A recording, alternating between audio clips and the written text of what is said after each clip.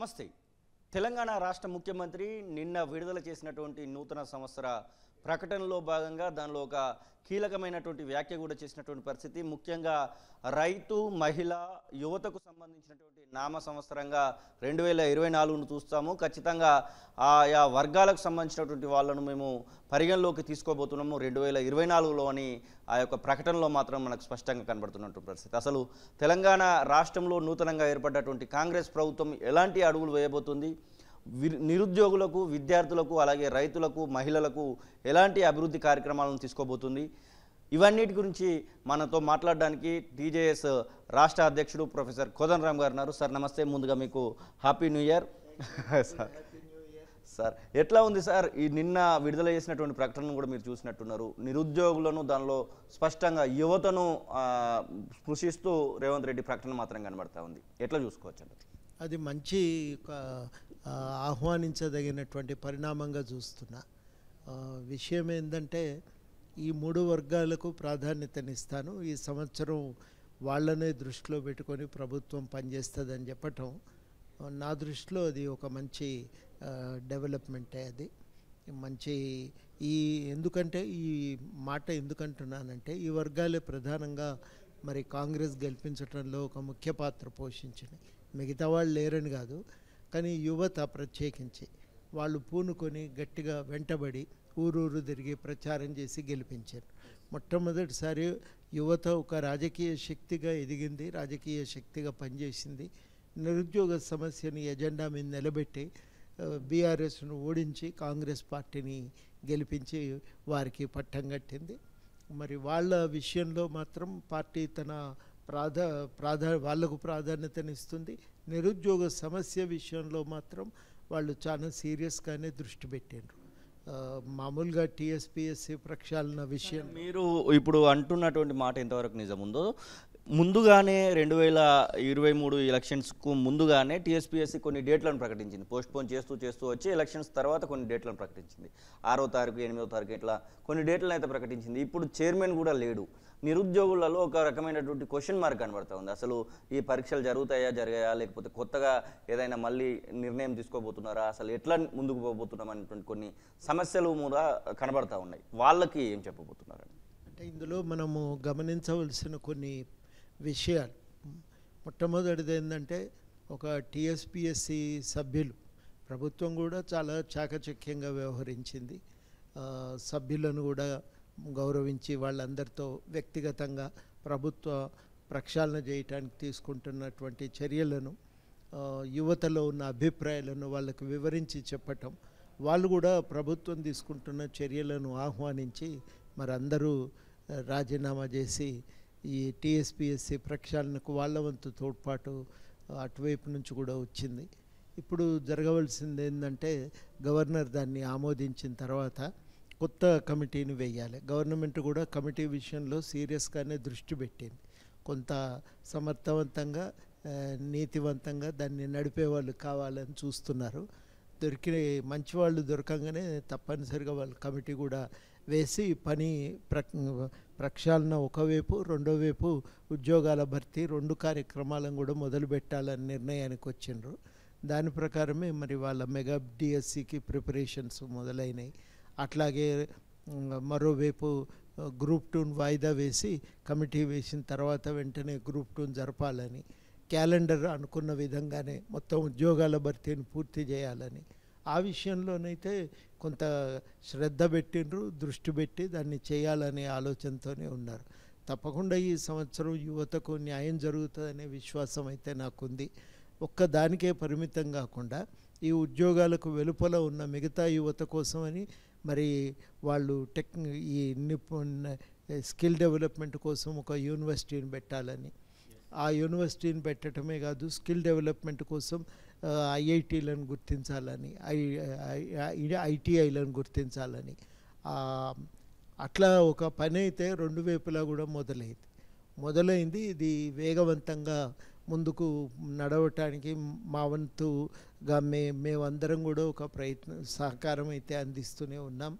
తప్పకుండా మా అందరి తోడ్పాటు కూడా ఉంటుంది ఈ విషయంలో గవర్నమెంట్కు. తొందరగా సాధించుకునే ప్రయత్నం అయితే చేద్దాం. ముఖ్యమంత్రి ఇంటి దగ్గర ఎంతమంది ఉంటున్నారో ప్రొఫెసర్ కోదండరామ్ ఇంటి ముందు ఆఫీస్ దగ్గర కూడా అంతమంది కనబడుతున్నారు. ఇప్పుడు మేము వస్తూ ఉంటే వాళ్ళ చేతులలో ఒక బుకే కనబడుతుంది, ఒక సమస్యకు సంబంధించినటువంటి పత్రాలు కనబడుతూ ఉన్నాయి. ఎన్ని సమస్యలు, ఎన్ని రకాలైనటువంటి సమస్యలు ఈ యొక్క ప్రభుత్వం ఏర్పడ్డ పంచలు ఇప్పటి వరకు వచ్చి ఉంటాయి మీ దగ్గరికి? చాలానే వచ్చినాయి, అంత ఉండదులే, కానీ అదొక పెద్ద సముద్రమే. మా దగ్గర ఒక నీటి బిందువులాగా వస్తూనే ఉంటారు. ఎన్నో చాలా విషయాలు, ఉద్యోగస్తులవి, అడ్వకేట్లవి, నిరుద్యోగులవి, తర్వాత రకరకాలుగా భూమికి సంబంధించిన సమస్యలు, తర్వాత మేధావులు చాలామంది పురోగతికి సంబంధించి తీసుకోవలసిన నిర్ణయాల గురించి మాట్లాడుతున్నారు. అవన్నీ రకరకాలుగా వస్తున్నాయి సూచనలు. మంచి ఒక ఉత్సాహం జనంలో ఉంది, ఒక మార్పు అయితే సాధించుకోవాలి. ఇప్పుడే తెలంగాణ వచ్చినట్టుగా భావిస్తున్నారు అందరు. అప్పుడు 2014లో కూడా ఇట్లా కొంత సూచనలు వచ్చినాయి, కానీ అది వెంటనే ఆవిరైపోయినాయి. ఇక ప్రభుత్వ వ్యవహార శైలి చూసిన తర్వాత అవి ఆవిరైపోయినాయి. నిజానికి ఉత్సాహం ఉండే, అందరు సెక్రటేరియట్కి వచ్చేటప్పుడు తండోపతండాలుగా వచ్చి మనం ఇంతకాలం చూడలేదు, సెక్రటేరియట్ ఎట్లుందో చూద్దామని లోపలికి పోయి చూసి ఒక నెల రోజులు అట్లా మామూలుగా గుంపులుగా వచ్చాను. వచ్చిన తర్వాత చాలామంది సమస్యలు కూడా రిప్రజెంటేషన్ అప్పుడు మేము చేయగలిగినాం. కొన్ని అయినాయి, కొన్ని కాలేదు. కానీ అప్పుడు ఆ గవర్నమెంటే మెల్లమెల్లగా ప్రజలకు తనకు మధ్యన ఒక దడి కట్టుకోవటం ప్రారంభించింది. ఎప్పుడైతే 2-3 నెలల్లో ప్రభుత్వ వైఖరి స్పష్టమైందో ఇక వాళ్ళు దడి కట్టుకున్నారు, మనల్ని రాణిస్తలేరు అని అర్థమైనాక ఇక వాళ్ళు జనం దూరం అయిపోయింది. వాళ్ళ ఉత్సాహం అంతా కూడా అది పూర్తిగా నేను ఇంతసేపు చెప్పినట్టు ఆవిరైపోయింది. ఇప్పుడు ఈ గవర్నమెంట్ ఏం చేస్తున్నదంటే దానిపైన నీళ్లు జల్లి దాన్ని అణిచే ప్రయత్నం ఏం చేయట్లేదు, దాన్ని ప్రోత్సహిస్తున్నది. కంచెలు, గత గవర్నమెంట్ నిర్మించిన కంచెలు తొలగిస్తున్నది. ప్రజలకు గవర్నమెంట్కు మధ్యన వారధిని నిర్మించే ప్రయత్నం చేస్తున్నది. ఇది నా దృష్టిలో ఒక మంచి పరిణామంగానే నేను చూస్తున్నా. కాళేశ్వరంకు సంబంధించి చాలా కీలకంగా కొట్లాడినటువంటి వ్యక్తి ప్రొఫెసర్ కోదండరామ్, అటు జేఏసీగా వాళ్ళు, దాని తర్వాత మీరు పెట్టినటువంటి పార్టీ తరఫున కూడా. అలాంటి కాళేశ్వరం రివ్యూలలో మీరు ఇప్పుడు ఎట్లాగో కాళేశ్వరంకి సంబంధించినటువంటి విషయంలో పూర్తి స్థాయిలో అవగాహన కలిగినటువంటి వ్యక్తి, మిమ్మల్ని ఎందుకు ఇన్వాల్వ్ చేయట్లేదు అనేటువంటి ఒక ప్రశ్న చాలామందిలో వస్తున్నటువంటి మాట. రివ్యూలోకి పోతున్నారు, అలాగే దానికి సంబంధించినటువంటి మేడిగడ్డ ప్రాజెక్టు వద్దకి మంత్రులు వెళ్ళినటువంటి సందర్భాలు చాలా కనబడతా ఉన్నాయి. మిమ్మల్ని ఇన్వాల్వ్ చేస్తున్నారు, మీ యొక్క సలహాలు సూచనలు ఏమన్నా ప్రభుత్వంకు ఇచ్చేటువంటి ప్రయత్నం మీరు చేయడము, లేకపోతే వాళ్ళు అడగడం, అలాంటివి ఏమైనా జరుగుతున్నాయా?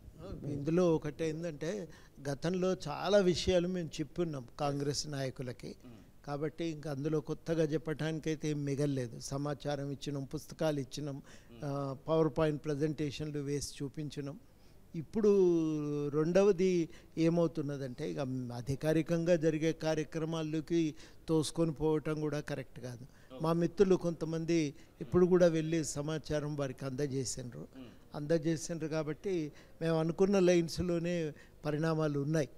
మేమేం కోరుకున్నామంటే ఒక పెద్ద ఎంక్వైరీ జరగాలి, ఆ ఎంక్వైరీ ఆధారంగానే నిర్ణయాలు తీసుకోవాలని. వాళ్ళు కూడా ఎంక్వైరీ మీదనే దృష్టి పెడుతున్నారు. తర్వాత రెండవది, దాంట్లో జరిగిన లోపతాపాల మీద మొత్తంగా ఒక వివరమైన నివేదిక విడుదల చేస్తామన్నారు. మూడవది ఏంటంటే ఖచ్చితంగా తప్పులైతే జరిగినాయని అంగీకరిస్తున్నారు. గత ప్రభుత్వం ఒప్పుకోలేదు, వీళ్ళు ఒప్పుకున్నారు. ఈ తప్పుల మీద విచారణ జరుగుతుందనేది అది అట్లా ఉండగా ఇది వాళ్ళు అధికారికంగా గవర్నమెంట్ కూడా తప్పులు ఉన్నాయనేది అయితే ఒప్పుకుంటున్నారు. దాంతో ఏమవుతున్నదంటే ఒక చర్చ ముందుకు పోవటానికి ఆస్కారం కలిగింది. రేపు కమిటీ వేస్తే కమిటీ ముందు కూడా కొన్ని విషయాలు మనం చెప్పగలుగుతాం. హైకోర్టులో ఇదివరకే వేసిన పబ్లిక్ ఇంట్రెస్ట్ లిటిగేషన్ ఉంది. అక్కడ బ్యాక్ వాటర్ వల్ల ముప్పు గురవుతున్న ప్రజల సమస్యల మీద, ఆ సమస్యలను కూడా బలంగానే మళ్ళీ దానికి ఓ పరిష్కారాన్ని సాధించే ప్రయత్నం కూడా చేయవలసి ఉంది. ఆ విషయంలో గవర్నమెంట్తో మేము ఇంకా మాట్లాడాలి కూడా. ఇప్పుడిప్పుడే కుదురుకున్నారు, దానిపైన ప్రాథమిక సమస్యల మీద ఒక అంచనాకు వస్తున్నారు. ఈ సమయంలో మనం అంతగా దాంట్లో జోక్యం చేసుకోవాల్సిన అవసరం అయితే ఏం కనబడటం లేదు. తప్పనిసరిగా సమయము సందర్భాన్ని బట్టి ఏదన్నా విషయాలుంటే గవర్నమెంట్కు చెప్తాము, ఆ విషయాల మీద ఓ పరిష్కారాన్ని సాధించే ప్రయత్నం కూడా చేస్తాం. మేనిఫెస్టోలో పెట్టినటువంటి ఆ విషయము, ఎవరైతే ఉద్యమకారులు ఉంటారో ఉద్యమకారులకు 250 గజాల భూమిని ఒక ఫ్లాట్ని ఇవ్వబోతున్నామని చెప్పడం జరిగింది. దానికి ఎఫ్ఐఆర్ను లింక్ చేస్తూ ఈరోజు అప్లికేషన్లలో కనబడతా ఉంది. అందరికీ ఎఫ్ఐఆర్లు ఉండవు, కొంతమందికి ఎఫ్ఐఆర్లు ఉన్నా కానీ అవి మిస్ అయినటువంటి సందర్భం కనబడతా ఉంది. ముఖ్యంగా 69 ఉద్యమకారులకు సంబంధించి ఎఫ్ఐఆర్లు అసలు ఇప్పుడు దొరకడానికి అవకాశం లేదు. దీనిలో మార్పులు కావాలి అని చెప్పేసి వస్తున్నాయి. మీ దృష్టికి ఏమన్నా ఈ ఎఫ్ఐఆర్కు సంబంధించినటువంటి అంశము 250 గజాల విషయంలో వచ్చిందా అని? చాలామంది 90% మంది కార్యకర్తలు, క్రియాశీలక కార్యకర్తలు కేసుల్లో ఉన్నారు. మీరు అన్నట్టు ఉద్యోగస్తులు, కొంతమంది విద్యార్థులు అప్పుడు కేసులు తప్పించుకునే ప్రయత్నం చేశారు. కొంతమంది కేసులో ఉండే తప్పు పేరు ఇచ్చారు, కొంతమంది ఆ సమయానికి అరెస్ట్ నుంచి దూరంగా తప్పుకొని దూరంగా ఉన్నారు. ఎందుకంటే వాళ్ళ ఉద్యోగం పోగొట్టడం ఎవరికి ఇష్టం లేదు కాబట్టి అట్లా కొందరు ఉన్నారు. ఇప్పుడు ఇది ఓన్లీ అప్లికేషన్ దశ కదా. మేము అందరికీ ఏం చెప్తున్నామంటే మీరు అయితే అప్లికేషన్ ఇవ్వండి, ఇచ్చిన తర్వాత దానిపైన చర్చ చేద్దామని చెప్పిన. ఆ సమాచారం అంతా తీసుకొని దాంట్లో ఏమన్నా ఉంటే అప్పుడు గవర్నమెంట్కు కావలసిన సూచనలు అందజేద్దామని చెప్పి కొంతమంది మీద కేసులు ఉన్నాయి. కానీ 90% మంది మీద ఏదో ఒక కేసు ఉంది. ఏం లేకపోయినా మిలియన్ మార్చుకు పోతున్నారని దిగ్బంధనం చేసి 151 కింద అరెస్ట్ చేసినవన్నా ఉన్నాయి. మేము శాంపుల్గా నర్సంపేటలో చూసినాం. నర్సంపేటలో ముఖ్య పాత్ర పోషించినప్పుడు అక్కడ అంబటి శ్రీనివాసు కూర్చొని ఎవరెవరున్నారు, ఏంది, ఎంతమంది మీద ఉన్నాయి కేసులు అని ఊరికే అట్లా పైన ఎంక్వైరీ చేస్తే దాదాపు చాలామంది మీద కేసులు ఉన్నాయి. డాక్యుమెంటరీ ఎవిడెన్స్ కూడా దొరికింది. అంబటి శ్రీనివాసే అడ్వకేట్ కావటం వల్ల అప్పుడు ఆ కేసులన్నీ ఆయనే చేసిండు. ఎవిడెన్స్ దొరికింది. అవన్నీ తీసి ఇప్పుడు వాళ్ళు ఈ అప్లికేషన్ వాళ్ళు సాక్ష్యంగా దాన్ని సేకరించి పెట్టుకున్నారు. కాబట్టి కొన్ని చోట్ల ఎక్కువ మంది మీద అట్లా కేసులు ఉన్నాయి. కనీసం 151 అన్న ఉన్నది జైలుకు పోకపోయినా. కాబట్టి జైలు అనే కండిషన్ తీసేస్తే చాలా వరకు ఇది కవర్ అవుతాయి. ఇది కాని వాళ్ళ విషయంలో ఏం చేయాలనేది గవర్నమెంట్కు సమయం వచ్చినప్పుడు తగు సూచనలు కూడా చేయాలని నిర్ణయించుకున్నాం.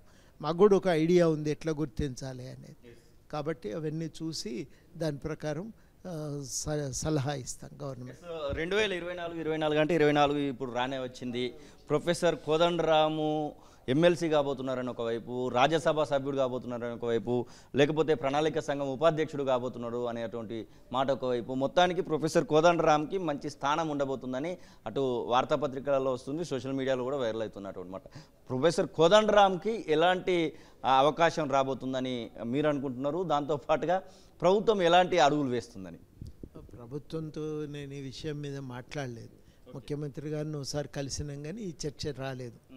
తర్వాత అప్పుడు నిరుద్యోగుల గురించి మాట్లాడాలని, ఇంకా కొన్ని వేరే మా దృష్టికి వచ్చిన అర్జెంటు విషయాలు, అన్నిటికంటే మించి గవర్నమెంట్ అధికారంలోకి వచ్చిన తర్వాత మా బాధ్యతగా శుభాకాంక్షలు అన్న చెప్పాలి కదా. అది శుభాకాంక్షలు చెప్పకపోతే ఎట్లుంటుందని ప్రత్యేకంగా కలిసినాం. అది అప్పటికి ముఖ్యమైనది నిరుద్యోగుల విషయమే మాట్లాడటం జరిగింది. ఇక ఇప్పుడు ఈ విషయం చర్చ అయితే చేయలేదు. వాళ్ళు మాకు కాంటాక్ట్లో లేరు.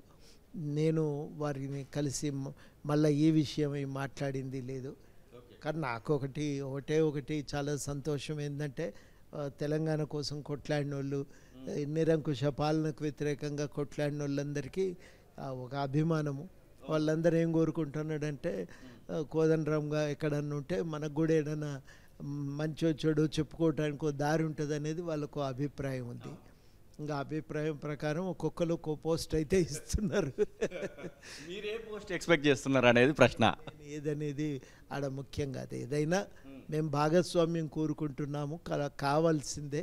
ఉంటేనే మేము ఏదన్నా ఇంతసేపు నేను అన్నట్టుగా అట్లా రకరకాలుగా ఉద్యమకారుల్లో ఉన్న కూడా మీకు అవకాశం ఉంటుంది. ఎక్కడైనా కానీ ప్రభుత్వ కార్యక్రమాలలో పాల్గొనడానికి అవకాశం అయితే వాళ్ళ సమస్యలు కూడా ప్రభుత్వం చెవున వేయటానికి ఒక అవకాశం ఉంటుంది.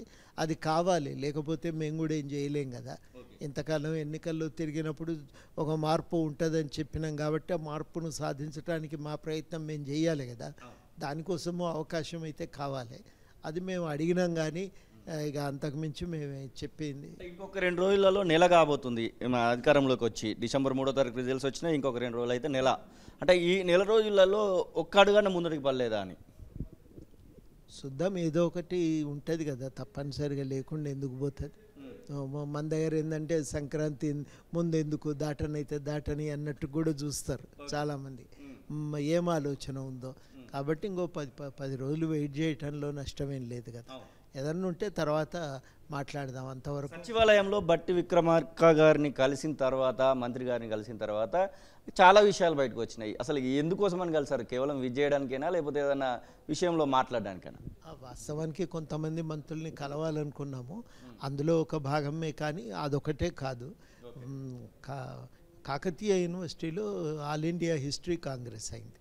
అయితే హరగోపాల్ సార్ గారు మాకు ఒక ఆదేశం ఏమి ఇచ్చిండ్రంటే, ఆ హిస్టరీ కాంగ్రెస్కు గవర్నమెంట్ వైపు నుంచి ఆర్థిక సహాయం అందేటట్టుగా చూడాలి, టైం తీసుకో ఒకసారి కలుద్దామని అన్నారు. కానీ ఆ రోజు ఏదో కారణాల వల్ల హరగోపాల్ గారు రాలేకపోయినారు. కాబట్టి నేను పిఎల్వి గారు వెళ్ళి మంత్రి గారిని కలిసి ఆ విషయం వారి చెవిలో వేసి, అట్లాగే శుభాకాంక్షలు తెలియజెప్పి, వచ్చిన వైట్ పేపర్స్ 2 వారే ప్రజెంట్ చేసినారు. అవి బాగున్నాయి, కాన్సెప్ట్ బాగుంది, ప్రజెంట్ చేసిన తీరు, దాని మీద జరిగిన చర్చ మొత్తం కూడా చాలా బాగుంది అని ఆ విషయంపై ప్రభుత్వంకి మేము మా అభినందనలు కూడా తెలియజెప్పిన తర్వాత చిన్నవి ఉద్యోగస్తుల సమస్యలు ఉన్నాయి, ఎలక్ట్రిసిటీ డిపార్ట్మెంటు మీరు కొంత టైం పెట్టి పరిష్కరించాలి అంటే దానికి బాధితులు కలిస్తే మాట్లాడతానని ఒప్పుకున్నారు. సెక్రటరేట్కి మొదటిసారిగా వెళ్ళినట్టున్నారు మీరు అదే రోజు. ఎట్లా అనిపించింది సెక్రటరేట్లోకి అడుగు పెట్టడం? గతంలో అంటే 2014 బిఫోర్ అంటే చాలాసార్లు వెళ్ళినట్టున్నారు, తర్వాత ఇప్పుడు ఇది మొదటిసారి. ఒక విజయం సాధించిన తర్వాత ముందు ఒక ఉత్సవాలలో పాల్గొన్నట్టున్నారు. అవును, వాస్తవం. ఆ రోజు కూడా లోపలికి పోలేదు, బయటనే, గేటు బయటనే. ఇంకా కొత్త గవర్నమెంట్ రాలే కదా, వాళ్ళు పోదామన్నారు. నేను వద్దట్లా అని చెప్పిన.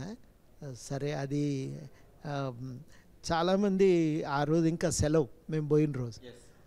కానీ చాలామంది అక్కడ ఉన్న డ్యూటీలో ఉన్న ఉద్యోగస్తులు వాళ్ళు కలిసి వాళ్ళు చాలా ఆత్మీయంగా పలకరించి వాళ్ళ కష్టాలు చెప్పుకున్నారు. పాపం జైలు జీవితంకి వెళ్ళి బయటపడ్డామని చెప్తుంటే నాకే ఒకందుకు బాధ అయింది. ఏడ్చిన రోజులు ఉన్నాయని సీనియర్ ఉద్యోగులు చెప్తే, దాదాపు రిటైర్మెంట్కు దగ్గరున్న ఉద్యోగస్తులు, మేము ఏడ్చిన రోజులు ఉన్నాయి సార్, నేను ఒక్కరిని కాదు మా కుటుంబం అంతా కలిసి సమిష్టిగా ఏడ్చినాము మా ఇక్కడి బాధలు తట్టుకోలేక అంటే నాకు చాలా బాధ అనిపించింది. ఇప్పుడు సంతోషంగా ఉన్నారు వాళ్ళు. కానీ ఇంత మనుషులను ఎన్ని రకాలుగా గవర్నమెంటు తన అధికార దుర్వినియోగానికి పాల్పడి ఇబ్బందులకు గురి చేసి, వేధింపులకు గురి చేసి, అది మాత్రం కరెక్ట్ కాదు. దానికి ఈ విషయంలో చాలా బాధపడ్డారు, నాతో చెప్పుకున్నారు. పాత పరిచయాలు కాబట్టి చాలామంది నాతో చెప్పుకున్నారు. ఏడ్చినాం సార్ అని చెప్తే నాకు చాలా బాధ అయింది. నా కంటే కొంచెం చిన్న వయసు అనుకోండి, రిటైర్మెంట్కి దగ్గరున్న పెద్ద మనుషులు ఏడ్చినాం అంటే ఎట్లా ఉంటుందండి. చాలా కుటుంబ సభ్యులు కూడా సమిష్టిగా బాధపడ్డారంటే నేను చాలా ఇబ్బంది అనిపించింది. అరే, ఇంత అన్యాయంగా ఉండద్దు పాలన, కనీసం ఒక మార్పు అయితే జరుగుతున్నదని సంతోషం, మేము చేసిన పని బాగానే ఉందిలే అని మాకు తృప్తి, ఇవన్నీ కూడా ఒకటేసారి కలిగినాయి. చాలా ఆత్మీయంగా పలకరించి అందరూ కూడా వాళ్ళు ఎదుర్కొని ఆఫీసు పోవటానికి, అంటే పైనుంచి మెసేజ్ వచ్చింది అనుకోండి, లేకుంటే ఎందుకు పంపుతారు, కానీ ఇక వాళ్ళు ఎదుర్కొని పంపించి ఆఫీస్లోకి, ఆఫీస్ కూడా చూడలేదు ఇప్పటి వరకు, కానీ అంత సౌకర్యంగా లేదని వాళ్ళు అక్కడ కొంతమంది అడిగితే చెప్పిండ్రు. ఇప్పుడు మీరు పోయారు కదా, లోపలికి అయితే పోయారు, బట్టి విక్రమార్క ఉండేటువంటి హాల్ దానిక పోయారు, కలిశారు, మాట్లాడారు, చూడ్డానికి ఎట్లా కనబడుతుంది అది మొత్తం? అది బయటికి చూడటానికి అయితే అందంగా ఉంది, కానీ లోపల వాళ్ళు అనేది ఏంటంటే మంత్రికి ఛాంబర్ కానీ, దానికి మీటింగులు పెట్టుకోవటానికి హాల్ కానీ అవన్నీ బాగానే ఉన్నాయి, కానీ స్టాఫ్కు కావలసిన సౌకర్యాలు బాగాలేవు. చిన్న గదులు పెట్టిండ్రు, ఇది టిక్కిల్లాగా ఉన్నాయి అవి అనే అభిప్రాయం ఉంది. అయితే మేము మొత్తం చూడలేదు, చూస్తే కొంచెం తిరిగి చూస్తే బాగుండేది. ఆ రోజు సెలవు కదా, అందుకని ఆ అవకాశం రాలేదు. రెండోది, మంత్రి గారిని కలిసి బయటకు వచ్చేసరికి మాకు వేరే పని ఉంటే, ఇక ఆ పని ఒత్తిడి వల్ల తొందరగా వచ్చేసినాం. ఎన్ని రోజులలో మళ్ళీ రమ్మంటారు సార్? ఎప్పుడు మీకు సంబంధించినటువంటి పదవి విషయం బయట పెట్టబోతున్నారని? అది తెలిస్తే చెప్తాలే మీకు, మళ్ళీ కలుసుకుందాం తప్పకుండా. Thank you sir. ఇది ప్రొఫెసర్ కోదండరామ్ సార్ చెప్తున్నట్టు మాటలు. ఖచ్చితంగా నిరుద్యోగులందరూ కూడా ఆత్మస్థైర్యంతో ఉండాలని, ఈ ప్రభుత్వంలో 2024 సంవత్సరంలో నిరుద్యోగుల కోసము అన్ని రకాలైనటువంటి ఉద్యోగ అవకాశాలను ఈ ప్రభుత్వం క్రియేట్ చేస్తుందని, అలాగే ఐటీఐ లాంటి నైపుణ్య కేంద్రాలను కూడా డెవలప్ చేసి స్కిల్ డెవలప్మెంట్ వలన కూడా ఉద్యోగాలను భర్తీ చేసేటువంటి ఉద్యోగాలను క్రియేట్ చేసేటువంటి అవకాశం ఉందని, కొన్ని రోజులైతే ఓపిక పట్టాలి, నాకు సంబంధించినటువంటి పదవి ఏంటి అనేది తెలవడానికి అనేటువంటి మాటనైతే చెప్తున్నటువంటి పరిస్థితి. కెమెరా పర్సన్ అజార్తో శ్రీనివాస్ తొలివెలుగు, తెలంగాణ జనసమితి ఆఫీస్, హైదరాబాద్.